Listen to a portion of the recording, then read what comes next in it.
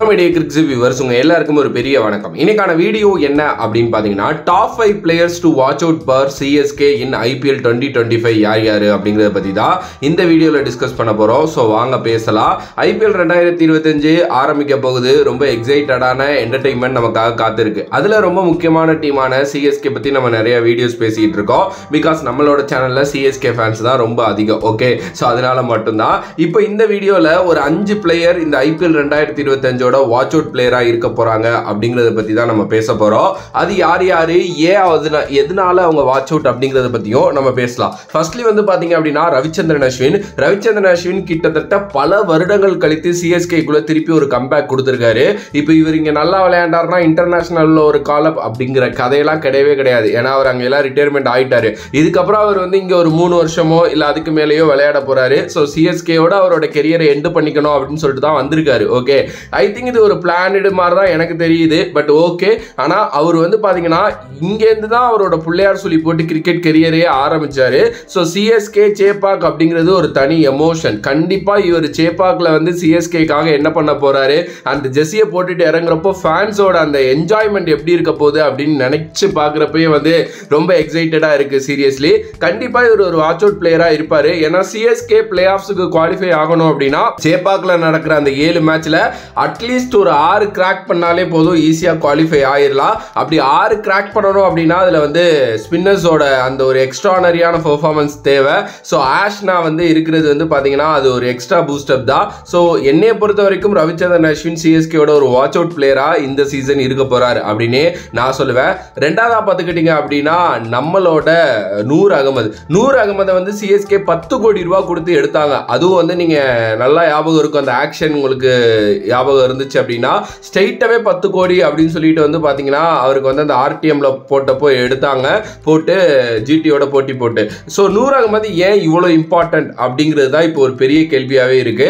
ஏன் அப்படின்னா நூர் அகமதை ஃபியூச்சரா பாக்குறாங்க CSK. சின்ன பையன் ஆல்ரெடி வந்து இந்த சென்னை ஓன் பிரான்சைஸ்ல எல்லாம் விளையாண்டுருக்காரு. ஐ திங்க் வந்து அந்த டெக்சாஸ் சூப்பர் கிங்ஸ்ல ஆடி இருக்காரு அப்படின்னு நினைக்கிறேன். ஸோ ஃபிளமிங்க்கு கொஞ்சம் நல்லாவே வந்து க்ளோஸா தெரியும். அண்ட் ஒரு சூப்பரான வந்து ஸ்பின்னரும் கூட. ஸோ கண்டிப்பா சென்னை மாதிரி கண்டிஷன்ஸுக்கு அவர் ஃபியூச்சர்ல பயங்கரமா செட் ஆவாரு. ஒரு ஃபியூச்சரை நோக்கி தான் சென்னை சூப்பர் கிங்ஸ் போகுது, அடுத்த ஜென் பிளேயர்ஸ் மேல பெரிய நம்பிக்கை வைக்குது. அப்படிங்கிறப்போ கண்டிப்பா வந்து பாத்தீங்கன்னா நூர் அகமது மாதிரி பிளேயர்ஸ் மேல ஒரு பெரிய நம்பிக்கை எப்பவுமே இருக்கும். ஸோ நூர் அகமது வந்து பாத்தீங்க அப்படின்னா இந்த வருஷத்தோட ஒரு மிகப்பெரிய வாட்ச் அவுட்டா இருக்க போறாரு. எனக்கு தெரிஞ்சு அவரோட எக்ஸ்ட்ரானரியான பெர்ஃபார்மன்ஸ் மறுபடியும் சென்னை சூப்பர் கிங்ஸுக்கு ஒரு கப்பு வாங்கி கொடுக்கறதுக்கு ரொம்ப உதவியா இருக்கும் அப்படின்னு நினைக்கிறேன். ஏன்னா அகமதாபாத் மாதிரி பிச்சர்ஸ்லேயே சும்மா விட்டு திருப்புன ஒருத்தர் சேப்பாக் மாதிரி கண்டிஷன் கிடைக்கிறப்போ இந்த செரியான ஐஸ் கேக் அப்படின்னு சொல்லுவாங்கல்ல, அந்த மாதிரி தான் அவருக்கு ரொம்ப ரொம்ப ரொம்ப பிடிச்ச ஒரு பிச்சு கண்டிஷன்ஸ் அப்படின்னா அது சேப்பாக்கா தான் கண்டிப்பா இருக்கும். ஸோ அதனால நூர் அகமது வந்து ஒரு பெரிய வாட்ச் அவுட் பிளேயரா இந்த வருஷம் இருக்க போறாரு அப்படிங்கிறதுல மாற்று கருத்தே கிடையாது. அடுத்தபடியா பாத்தீங்க அப்படின்னா ரச்சின் ரவீந்திரா ஒரு எக்ஸ்ட்ரானரியான இன்டர்நேஷனல் சீசனுக்கு அப்புறம் உள்ள வராரு. நிறைய பேர் இப்பவே சஜஸ்ட் பண்ண ஆரம்பிச்சுட்டாங்க, டெவான் கான்வேயை உட்கார வைங்க, ரச்சின் ரவீந்திரா விளையாட விடுங்க அப்படின்னு சொல்லிட்டு. லாஸ்ட் இயர் டெவான் கான்வே இல்ல, ரச்சின் ரவீந்திராவுக்கு வாய்ப்பு கிடைச்சிச்சு. எல்லா மேட்சும் அடிச்சிட்டாரா அப்படின்னா கிடையாது. ஃபர்ஸ்ட் 3 மேட்ச் நல்லா ஆடினாரு. அதுக்கப்புறம் அந்த கடைசி மேட்ச் RCBயோட ரொம்ப சூப்பரா ஆடினாரு அப்படின்னே சொல்லலாம். மறுபடியும் அவர் ஒரு 6 கோடி ரூபாய் வரைக்கும் போய் RTMலாம் போட்டு எடுத்துட்டு வந்திருக்காங்க அப்படின்னா சும்மா கிடையாது. அகைன் நான் வந்து நூர் அகமதுக்கு சொன்ன ஒரு பாயிண்ட் தான், ஃபியூச்சரை நோக்கி யோசிக்கிறாங்க, அடுத்து 10 வருஷத்துக்கான ஒரு டீமை உருவாக்கணும்னு நினைக்கிறாங்க. அப்படிங்கிறப்போ ரச்சின் ரவீந்திராவை அதுல இருக்கணும்னு ஆசைப்படுறாங்க. ஒரு எக்ஸ்ட்ரானரியான ஓபனர், 1 டவுன் கூட ஆட வைக்கல அவரை. எனக்கு தெரிஞ்சு அவரை ட்ரை பண்ணுவாங்க பிளேயிங் லெவல்ல அப்படின்னு தான் நான் நினைக்கிறேன். ஒரு எக்ஸ்ப்ளோசிவான பேட்ஸ்மேன், ஒரு T20 எப்படி ஆடணும் அப்படின்ட்டு ஒரு மாஸ்டர் கிளாஸே எடுப்பாரு. அவரால் வந்து ஆங்கரிங்கும் பண்ண முடியும், அதே நேரத்தில் அடால் துடாலும் விளையாட முடியும். ஒரு ஸ்டைலிஷான பேட்ஸ்மேன். எனக்கு அவரை பார்க்குறப்போ ஒரு மாதிரி வந்து லைக் நம்மளோட அந்த யுவராஜ் சிங், கௌதம் காம்பீர். ஈவன் தான் நான் கூட என் ஃப்ரெண்டிட்ட பேசிட்டு இருக்கப்போ அவங்க ஒரு பாயிண்ட் சொன்னாங்க, உனக்கு தெரியுமான்னு தெரிலடா, நீ வந்து ஆடம் கில்கிறிஸ்ட் விளையாண்டு பார்த்துருக்கியா அப்படின்னு தெரியல, எனக்கு ரொம்ப லிட்ரலி ஆடம் கில்கிறிஸ்ட் விளையாடுற மாதிரியே தான் இருக்கு அந்த பையன் விளையாடுறது அப்படின்னு ஒரு பாயிண்ட்டும் சொன்னாங்க. அது கூட நான் அக்செப்ட் பண்ணிப்பேன். ஏன்னா நான் கொஞ்சம் IPL பார்த்துருக்கேன் ஆடம் கில்கிறிஸ்ட் விளையாண்டது.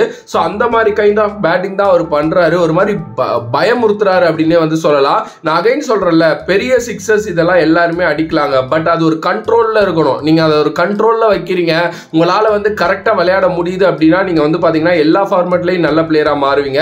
ரச்சின் ரவீந்திரா அந்த மாதிரி ஒரு பிளேயர். அவர் என்ன சிக்ஸ் அடிச்சாலும் அது அப்படி இப்படி பட்டு போறதெல்லாம் இல்ல, மிடில் ஆஃப் த பேட்ல பயங்கரமா படுது, டைமிங் சூப்பரா இருக்கு. ஸோ 3 ஃபார்மேட்லயுமே செமையான ஒரு பிளேயரா மாற போற ஒருத்தரா தான் ரச்சின் ரவீந்திரா இருக்கிறாரு. அப்படிப்பட்ட ஒருத்தர் இந்த சீசனுக்கு ஒரு பயங்கரமான ஃபைண்டா இருப்பார் அப்படிங்கிறதுல மாற்று கருத்தே இல்லை. ஸோ நான் வாட்ச் அவுட் பண்ண போற அந்த 3வது பிளேயர் சிஎஸ்கேல யாரு அப்படின்னா ரச்சின் ரவீந்திரா அப்படின்னு தான் நான் சொல்லுவேன். 4வதா பார்த்துக்கிட்டீங்க அப்படின்னா அனுசுல் கம்போஜ். அனுசுல் கம்போஜ் வந்து ஒரு எக்ஸ்ட்ரானரியான ஒரு டேலண்ட் இன் டொமஸ்டிக் கிரிக்கெட் அப்படின்னு தான் சொல்ல முடியும்.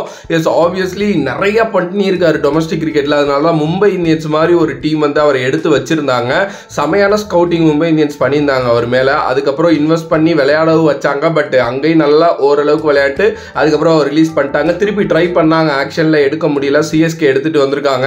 ஒரு சூப்பரான பை அப்படின்னு நான் நினைக்கிறேன். என்னதான் நம்ம தீபக் சக்கரை விட்டுட்டோம், அவங்கள விட்டுட்டோம், இவங்கள விட்டுட்டோம் அப்படின்னாலும் அனுசுல் கம்போஜ் வந்து ஒரு செம டேலண்ட், ஒரு புல்லட் அப்படின்னு தான் எனக்கு தோணுது.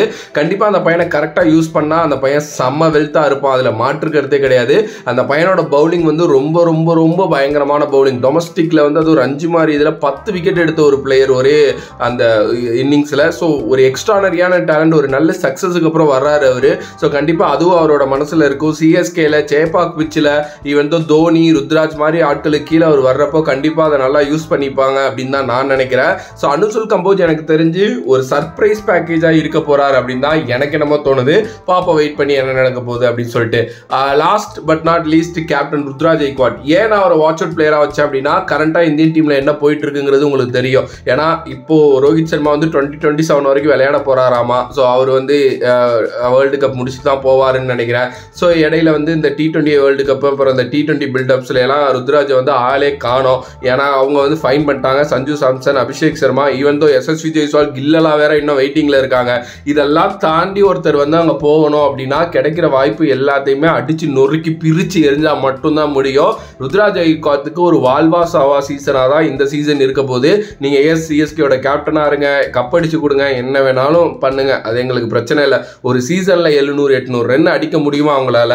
உங்களுக்கு திருப்பி ஒரு இந்தியன் டீம் வாய்ப்பு கிடைக்க போகுது அப்படின்னு சொன்னா மட்டும்தான் இப்போ வந்து ருத்ராஜ் அப்படிதான் ஆடியே ஆகணும். எஸ், அவர் ஆரஞ்சு கேப் பிளேயராலாம் வந்திருக்காரு. எப்பவுமே அந்த 500-600 ரன் அப்படிங்கிறது கன்ஃபார்மா அடிச்சிருவாரு, அதெல்லாம் ஓகே. பட் இப்போ இருக்கிற காம்படிஷனுக்கு வந்து அதெல்லாம் பத்தாதுன்னு தான் எனக்கு தோணுது.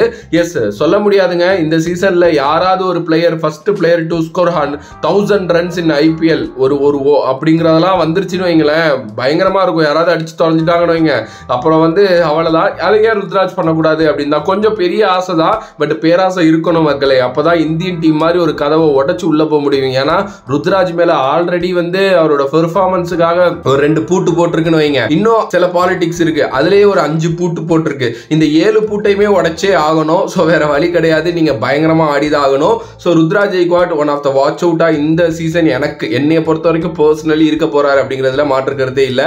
ஏன்னா ஒரு எக்ஸ்ட்ரானரியான டேலண்ட், ஒரு சூப்பர் டூப்பர் டேலண்ட். அவர் மேல அந்த கேப்டன்ஷிப் பிரஷர் மட்டும் இறங்காம இருக்கணும், அதுதான் எனக்கு ஒரே ஒரு இதுவா தோணுது. ஆனா அவருக்கு நிறைய எக்ஸ்பீரியன்ஸ் இருக்கு கேப்டன்ஷிப் பண்ணி. எஸ், ஏஷியன் கேம்ஸே போயிட்டு வின் பண்ணி கொடுத்தாங்க நமக்காக. ஸோ ஆப்வியஸ்லி நல்ல ஒரு பிளேயர். திருப்பி அந்த இந்தியன் ஜெர்சியில் அவரை பார்க்கணும் அப்படின்னா இந்த ஒரு IPL வந்து கண்டிப்பா ஒரு பிளாஸ்டர் IPL மாறணும் அப்படிங்கிறது தான் என்னைய பொறுத்த வரைக்கும் நான் சொல்லுவேன். பார்க்கலாம் என்ன நடக்க போகுது அப்படின்னு சொல்லிட்டு. உங்களோட கருத்து வரவேற்கப்படுகிறது.